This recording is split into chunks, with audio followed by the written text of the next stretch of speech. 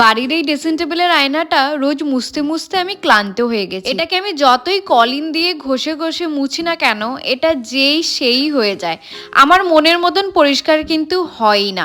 আচ্ছা তোমরা বলো তো, এটা কি দিয়ে পরিষ্কার করলে পুরো ঝকঝকে পরিষ্কার হবে? আর আমার হাতে যে এই সাদা পদ্ম ফুলের থোকাটা দেখতে পাচ্ছ, এটার লিঙ্ক তোমরা অনেকেই আমাকে কমেন্ট করেছো, দিদি কোথা থেকে নিয়েছো লিঙ্কটা দিও।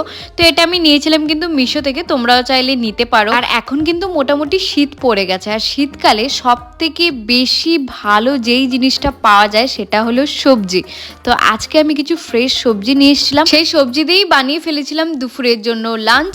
আর বন্ধুগণ, দুপুরে খেলে হবে, সন্ধ্যাবেলায়ও তো খেতে হবে। আর সন্ধ্যাবেলায় বর মশাইয়ের খেতে ইচ্ছে করছিল হলো পনির টিক্কা, তাই আমরা দুজনে মিলে এই দেখো ছোট ছোট করে এখন পনির টিক্কা বানাচ্ছি। আর আজকে সারাদিনের লং ভিডিও আপলোড করে দিয়েছি, দেখে নিও। আর একটা স্পেশাল গিফটও পেয়েছিলাম বরের থেকে, সেটাও দেখে নিও।